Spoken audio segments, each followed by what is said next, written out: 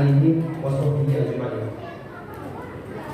Alhamdulillah, puji dan syukur marilah kita ucapkan kepada kehadirat Allah Subhanahu wa taala, karena pada malam ini kita masih diberikan kekuatan, kesehatan dan kesabaran dalam menjalankan ibadah puasa pada hari pertama ini. Dan masih ada 29 hari lainnya. Insya Allah kita termasuk pada golongan-golongan yang istiqomah dan menjadi orang-orang yang bertakwa. Amin. Salawat dan salam tak lupa kita junjungkan kepada Nabi Muhammad Sallallahu Alaihi Wasallam beserta keluarga, sahabat, dan kita selaku pengikutnya hingga akhir zaman. Semoga kita semua mendapatkan syafaat di yaumul akhir kelak. Amin. Amin ya rabbal alamin. Sebelum pelaksanaan ibadah tarawih dimulai, izinkan kami untuk melaporkan beberapa hal. Di antaranya yaitu saldo kas yang sampai malam ini, tepatnya pada tanggal 3 April, yang berjumlah Rp1.754.000 dengan pemasukan Rp1.544.000 dan pengeluaran Rp100.000. Selanjutnya, terima kasih kepada para jemaah dan para donatur. Semoga Allah Subhanahu wa taala memberikan balasan pahala yang berlipat ganda. Amin. Amin ya rabbal alamin. Selanjutnya itu imam dan pengisi kutum serta bilal tarawih pada kesempatan malam hari ini.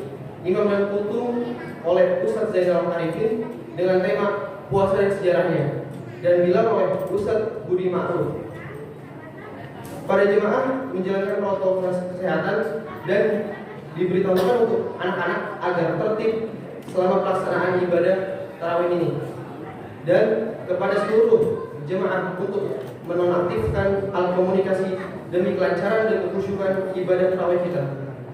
Mungkin ini saja yang dapat kita sampaikan. Kurang lebihnya mohon maaf. Wabillahi taufiq wal hidayah. Wassalamualaikum warahmatullahi wabarakatuh.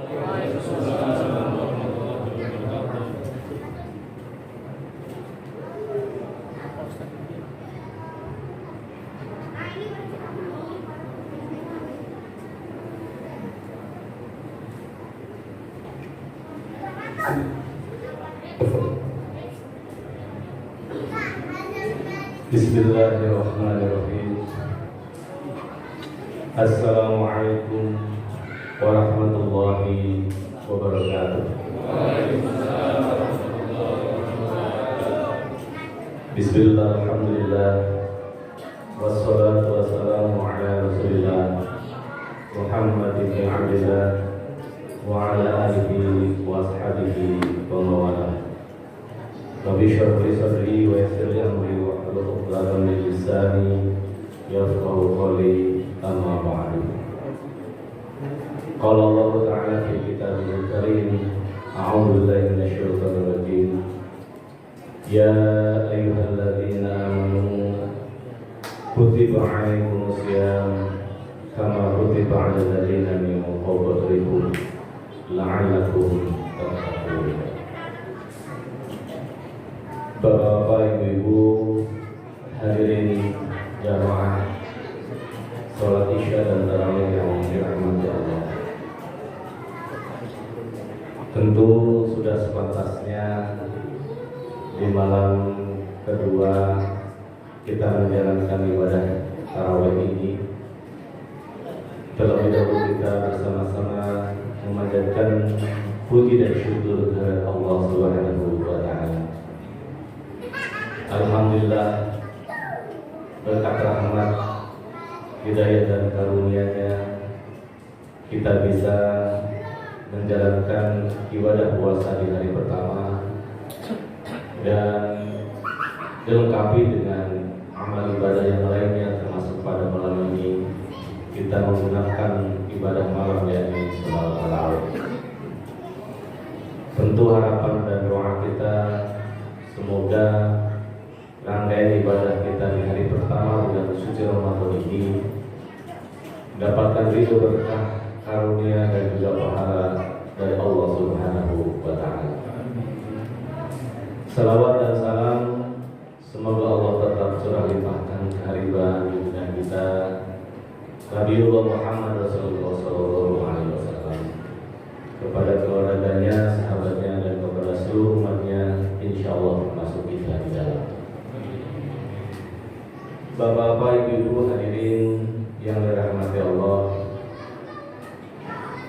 bila kita menilik sejarah perjalanan tasyrik, yakni diwajibkannya umat muslim untuk menjalankan ibadah puasa, ternyata menurut catatan sejarah tidak hanya puasa dijalankan oleh umat Nabi Muhammad Rasulullah SAW seperti sekarang kita ini. Namun ternyata sejarah panjang puasa juga oleh Allah Subhanahu wa taala disyariatkan kepada umat muslim sebelum Nabiullah Muhammad sallallahu alaihi wasallam. Kalau di dalam bahasa hukum Islam disebut dengan syar'un man qablana, yakni syariat yang ada sebelum Rasul Muhammad SAW dan tetap diwajibkan untuk dijalankan oleh umat Nabiullah Muhammad SAW. Seperti halnya ibadah haji, seperti halnya ibadah khitan, seperti halnya ibadah kurban. Tapi ternyata dibandingkan dengan ibadah yang tadi yang saya sebutkan, ibadah puasa justru oleh Allah diwajibkan dan disyariatkan kepada seluruh umat manusia, terutama dalam umat muslim, dari sejak Nabi awal sampai Nabi terakhir, yakni Nabi Muhammad Rasulullah Sallallahu Alaihi Wasallam. Pertanyaannya pertama, mana bukti bahwa puasa itu diwajibkan juga kepada umat sebelum Muhammad? Dan pertanyaan kedua, kenapa dari awal Nabi ada memiliki umat puasa tetap diwajibkan sampai sekarang detik ini? Seperti kita umat Nabi Muhammad SAW sebagai umat akhir zaman. Yang pertama, bukti bahwa puasa telah diwajibkan oleh Allah kepada umat sebelum Nabi Muhammad terdapat di dalam surat Al-Baqarah ayat 183. A'udzu billahi minasyaitonir rajim. Bismillahirrahmanirrahim. Ya ayyuhalladzina amanu kutiba 'alaikumus syiyam kama kutiba 'alal ladzina min qablikum la'allakum tattaqun. Di situ jelas kama kutiba 'alaikum min qablikum, yakni seperti telah diwajibkan oleh Allah Subhanahu wa taala ibadah puasa itu min qablikum terhadap umat-umat sebelum kamu. Ya ayyuhalladzina amanu, wahai orang-orang yang beriman, kutiba telah diwajibkan alaikum kepada kamu semua. Apa yang diwajibkan oleh Allah? Asyamu, yakni ibadah puasa. Kama seperti halnya kutiba telah diwajibkan oleh Allah min qablikum terhadap umat-umatmu la'allakum agar kamu semua tatakun menjadi orang yang bertakwa. Jadi jelas Bapak dan Ibu hadirin jamaah yang dirahmati Allah, ibadah puasa yang diwajibkan kepada kita seperti sekarang ini ternyata kata Allah juga telah diwajibkan kepada umat-umat sebelum kita, yakni umat sebelum Nabiullah Muhammad Rasulullah Sallallahu Alaihi Wasallam. Bahkan tadi sudah saya sampaikan, kalau ibadah haji, kalau syariat tentang khitan, syariat tentang kurban, itu tidak semua umat Nabi diberikan kewajiban untuk menjalankan syariat itu. Haji dan khitan kurban ada sejak Nabiullah Ibrahim alaihissalam ke sini. Tetapi ternyata menurut sejarahnya tasyrik puasa itu diwajibkan oleh Allah sejak umat awal adanya Nabi yang diutus oleh Allah Subhanahu wa taala sampai sekarang. Karena itu pertanyaan kedua tadi, mengapa puasa ini diwajibkan oleh Allah dari umat awal sampai sekarang? Tentu Allah pasti memiliki alasan hukum, atau yang dalam bahasa hukum disebut dengan ilatul hukum. Alasan kenapa kemudian puasa oleh Allah diwajibkan kepada seluruh umat manusia, termasuk kita yang hidup di masa Nabi Muhammad SAW. Hadirin jamaah rahimahullah, Allah Subhanahu wa taala menghendaki umatnya menjalankan syariat dalam rangka mendekatkan diri kepada Allah, dalam rangka mensucikan jiwa, dalam rangka memurnikan kemurnian ruh, seperti halnya ketika Allah tiupkan ruh itu ke dalam jiwa kita selaku umat manusia. Sebelum Rasul Muhammad SAW diangkat menjadi nabi dan rasul, tidak ada perintah sholat, perintah membaca ayat Al-Quran tidak ada, perintah haji pun tidak ada. Tapi apa yang dilakukan oleh Rasulullah SAW? Menyendiri di Gua Hiro, beriyadah, tazkiyatun nafs, dengan cara mengosongkan perut, dengan cara menyedikitkan berbicara, dan dengan cara menyedikitkan tidur pada malam. Bukan dengan cara jungkir balik, ruku, sujud, tahiyat tiap waktu, tiap detik, tiap menit, bukan. Tapi dengan cara ya Allah, dalam rangka mendekatkan diri kepada Allah, yakni dengan cara mengosongkan perut, dalam bahasa Arab yang disebut dengan asfiyah, dengan cara berpuasa. Tentu kalau syariat itu diwajibkan sejak zaman awal sampai sekarang untuk dijalankan, untuk dilaksanakan, pasti sesuatu itu adalah sesuatu yang sangat penting. Misal kebijakan pemerintah, karena menganggap sesuatu itu penting, maka siapapun pimpinannya negara, siapapun pimpinannya, pasti aturan itu akan ada. Aturan itu akan langgeng, tidak peduli berganti pimpinan, tidak peduli berganti orang yang menangani, karena dianggap itu merupakan sesuatu yang vital, dianggap sesuatu itu yang penting, maka pasti kebijakan itu akan terus dijalankan tanpa peduli siapa pemimpin. Pun demikian, Allah menganggap bahwa ibadah puasa adalah ibadah yang paling penting buat umat manusia. Karena itu wajar kalau kemudian Allah syariatkan sejak awal.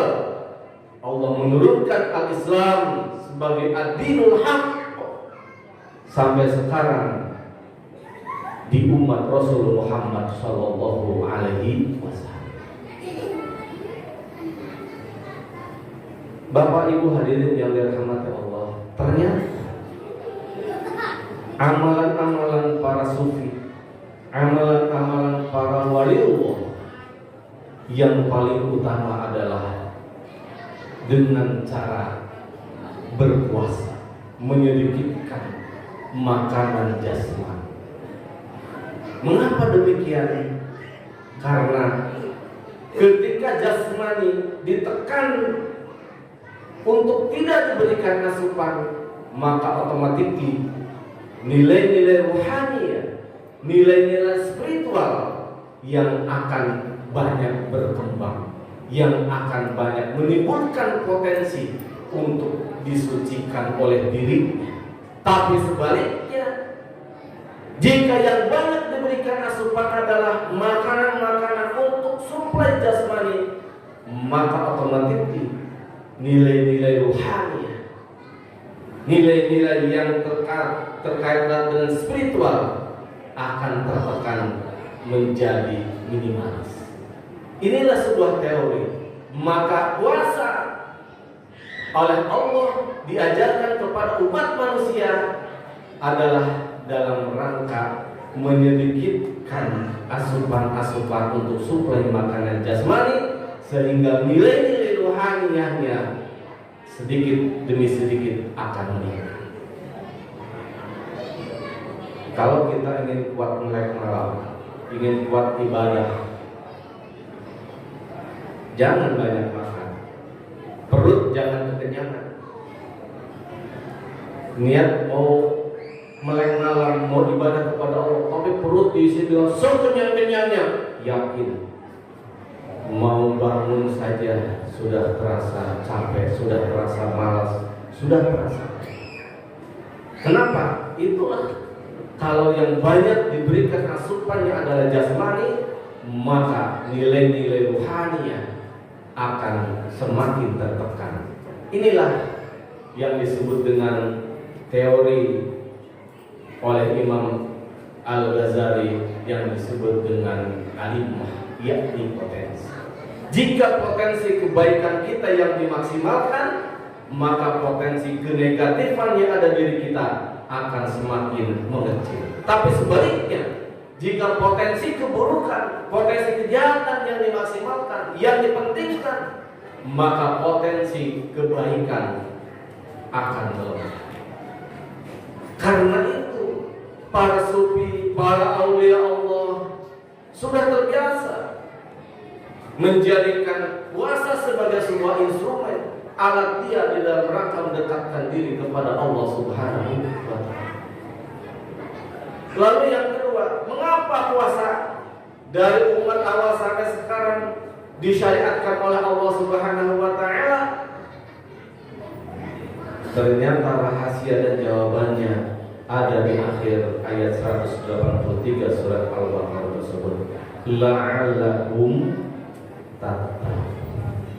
Agar engkau semua wahai manusia dengan cara berpuasa itu, la'allakum tattaqun, agar engkau semua menjadi orang yang bertakwa. Apakah sholat tidak menjadikan orang bertakwa? Bisa. Apakah baca Al-Quran tidak menjadikan orang bertakwa? Bisa. Apakah ibadah-ibadah yang lainnya, membaca ayat Al-Quran, menunaikan zakat, menjalankan umroh, menjalankan haji, tidak menjadikan orang kemudian bertakwa? Bisa. Tapi belum tentu jaminan atau dijamin oleh Allah Subhanahu wa Ta'ala. Tapi kalau puasa yang tentu puasanya dijalankan dengan imanan wa ihtisaban, dengan dilandasi karena iman kepada Allah Subhanahu wa Ta'ala dan dilaksanakan secara ikhlas karena Allah Subhanahu wa Ta'ala, jaminannya kata Allah, la'allakum tattaqun, niscaya engkau akan menjadi orang yang bertakwa. Dari mana jaminannya itu? Ingat, lihat kata la'alla di dalam Al-Quran surat Al-Baqarah ayat 183, itulah kunci. Dalam bahasa Arab, la'alla itu artinya sebuah pengharapan yang pasti akan tercapai. Dalam kaidah bahasa Arab yang memiliki fungsi kata la'alla ada, yakni lain. Huruf-huruf nasab, tansibul isma wa tarfa'ul khabar itu ada, memiliki fungsi yang sama tetapi memiliki arti yang berbeda. Inna wa anna wa ka'anna laita la'alla lakina kada ataita, artinya berbeda, fungsinya sama. Lain halnya kalau Allah kemudian mengatakan, menggunakan kata laitakum tattaqun, fungsinya sama, tapi laita artinya adalah sebuah pengharapan yang tidak mungkin tercapai. Tapi la'alla adalah kata yang bermakna sebuah pengharapan yang pasti tercapai. Karena itu untuk memberikan reward kepada orang yang berpuasa, Allah menggunakan kata la'allakum, agar kamu semua tatakun menjadi orang yang dan ternyata Bapak Ibu hadirin jamaah rahimahumullah, balasan atau reward bagi orang yang berpuasa, yakni diberikan gelar semacam takwa, itu adalah sangat-sangat luar biasa. Nyaris tidak ada ibadah yang lain kemudian Allah langsung berikan semat gelar menjadi orang yang bertakwa. Kenapa? Karena takwa merupakan derajat tertinggi yang diberikan oleh Allah Subhanahu wa taala kepada umat manusia. Siapapun tak pernah lihat golongan, tak pernah lihat suku, tak pernah lihat warna kulit, tak pernah lihat ketampanan atau kejelekan. Siapapun, kata Allah, orang yang paling mulia di hadapan Allah adalah orang yang bertakwa. Karena itu Bapak Ibu hadirin jamaah rahimahumullah, jika kita lihat bahwa Allah Subhanahu wa taala begitu besar memberikan balasan bagi orang-orang yang berpuasa, yakni dengan takwa, maka seharusnya kita mampu menggunakan waktu, kemampuan, kesempatan untuk mengejar gelar takwa yang diberikan oleh Allah Subhanahu wa taala tersebut. Jika kita sadar bahwa takwa akan diberikan kepada orang yang menjalankan ibadah puasa, maka nyaris tidak mungkin kita bisa menyia-nyiakan sedikit pun waktu yang terbuang, yang tidak dipergunakan untuk beribadah di bulan suci Ramadan, khususnya menjalankan ibadah. Banyak keistimewaan bulan Ramadan dan banyak keistimewaan bagi orang-orang yang bertakwa, terutama yang disebutkan oleh Allah Subhanahu wa taala di dalam surat At-Tolak ayat 1 sampai 3. Karena itu Bapak Ibu hadirin jamaah yang dirahmati Allah, patut bersyukur kita dikembalikan oleh Allah berjumpa dengan bulan suci Ramadan. Sebagai bentuk syukur itulah, maka mari kita manfaatkan dengan semaksimal mungkin keberadaan kita di bulan suci Ramadan ini untuk menjalankan seluruh amal-amal ibadah, dan kita khususnya menjaga ibadah saum, karena ibadah saum inilah seperti yang sampaikan tadi memiliki keistimewaan yang sangat luar biasa di mata Allah Subhanahu wa taala. Semoga di bulan suci Ramadan ini Allah tetap memberikan keselamatan dan kesehatan kepada kita, kekuatan dan keberkahan serta keikhlasan dan kerinduan kepada kita, sehingga kita diberikan keringanan, lapang hati, lapang pikiran, lapang waktu untuk menjalankan seluruh amal-amal ibadah di bulan suci Ramadan.